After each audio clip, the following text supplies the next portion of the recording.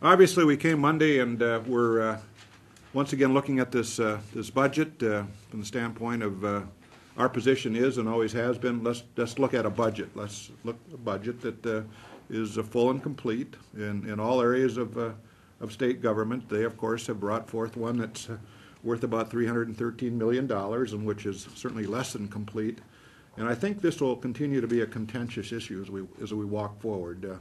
We've got yet, certainly with K-12, with Human Services to do. We're simply going to, I think, perhaps run into problems as we go forward. But our plea, in fact, the plea was offered so strongly that we brought forward on the Senate floor Monday, of course, the governor's budget. We tidied it up a little bit in certain areas to make it more acceptable to our members, but at least I think we demonstrated that the way you ought to do this is to bring a total and complete budget to the floor of the Senate. If that's what you want to do, if you're gonna introduce a budget, let's see a budget. The idea that we'd have these little snippets of budget categories to vote on, and somehow that in the end some sort of a complete budget will unveil itself, I think is fraught with a lot of potential conflict. And I'm not sure at this point what the governor is going to be doing, but we, I think, feel on our side there's a potential here to get trapped. Now, the majority has indicated, I think, on numerous occasions, there are going to be no tax increases, and if that's frankly the case, why don't they just bring their budget forward? There is the federal issue, of course, with respect to that federal money. The governor has planted some of that money in his budget. If the majority believes it's coming, why don't they plant it in their budget? If they don't believe it's coming, cover it with something else. So, again, that continues to be an issue for us, and it will be, I suspect, even Monday as it comes to the floor. Going beyond that, this week I think we once again demonstrated that the majority is not ready to go ahead with nuclear power. Senator Vanderveer offered an amendment on the floor. It was well debated.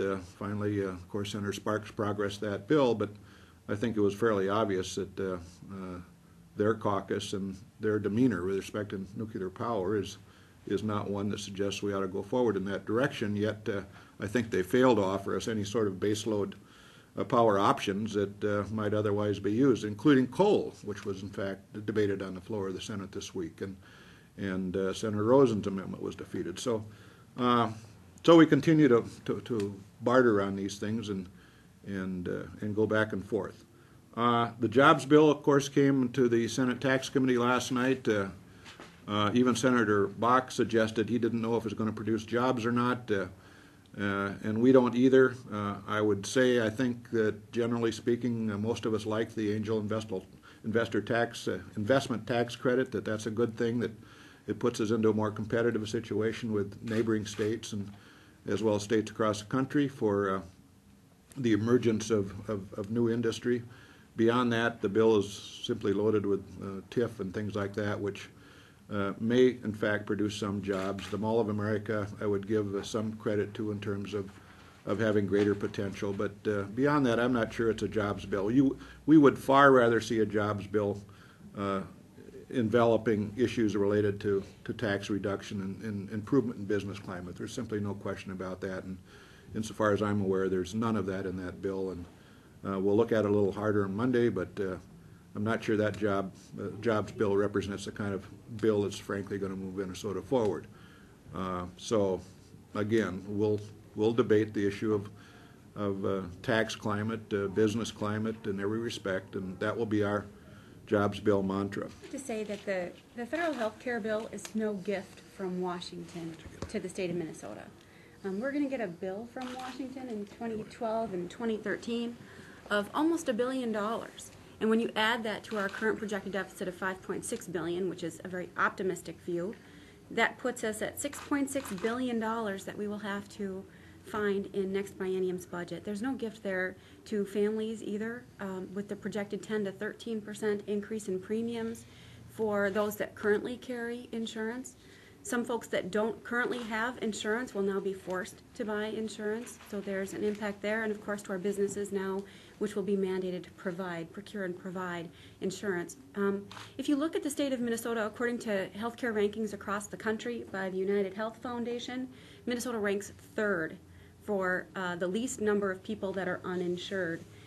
We have, I think that it's almost 92% of people in the state of Minnesota are currently covered by some form of health care. That ranks third in the nation behind Massachusetts #1 and Utah is #2. We also have very high quality of care, and we have among the healthiest folks in the state of Minnesota. So there's no gift here when Washington starts to put mandates on us. We are actually doing a very good job. I would say that in Massachusetts they actually have more than 5% that still are not covered by insurance, and they will fall into that penalty category in Massachusetts, and I think that's what we're going to find here. You may find a few more people actually get coverage, but you're going to find that the remainder will just end up in that penalty category. I participated in a conference call this morning with Attorney General McCollum in Florida. Additional states have joined into their lawsuit. He reports that there are 40 states now in the country that have legislators that have introduced the Healthcare Freedom Act. So there is progress being made in that front. I've always believed that the only way that we are going to get proper review is in a court, in federal court, and that's the only way really that the judicial branch can hold Congress accountable for its limited powers in government. So if you have any questions about that, I'd be happy to answer them. Couldn't the state just opt out of the health mandates without a lawsuit, which seems that may not happen given the legislature and the Attorney General in the state? I don't believe that opt-out is an option. In Virginia, they passed a law in advance of the federal health care bill passing, and that's what's made their lawsuit different than the one in Florida. But there are no opt-out provisions in the federal health care reform bill. It's a mandate across the country, and that's why that judicial review is so important. It's never been done that way, where an individual has been forced to buy health care insurance or anything at all pursuant to the Commerce power. So that's why we need that review. Given the chart from the Minnesota Management and Budget Office, it shows that by 2012-2013, factoring in the jobs bill, that it still will have almost $1 billion impact negatively on our budget for 2012-2013. I've heard Representative Huntley say that by 2014 we're going to see more of the money coming in and it's going to help us to balance the budget, but I think we should all be a little skeptical of that when we're waiting for somebody to come in and bail out the state's budget. We should be cautious. There are a lot of expenses in that bill that have not yet been costed, and they are still trying to put together fixes like the doctor fix for $313 million. So they're still trying to work through all those costs. They don't have them fully costed out yet. It has gone quickly with respect to effectiveness. Again, I would have done it differently. I would have brought a full budget to the floor of the Senate. They chose not to. I would have probably brought to the floor of the Senate a GAMC bill the first time around that everybody had their fingerprints on it, could pass, and we could have saved some time there. But other than that, it's moving fast. I think to some degree Senator Pogge-Miller is pushing the House, and in that sense, I think, and in the sense of simply getting things done, I think it's important. I was just told we're in our 81st day of the legislative calendar, and I'm not sure how many days we have left in this session, but you know, we're using them up, and we ought to be getting some work done.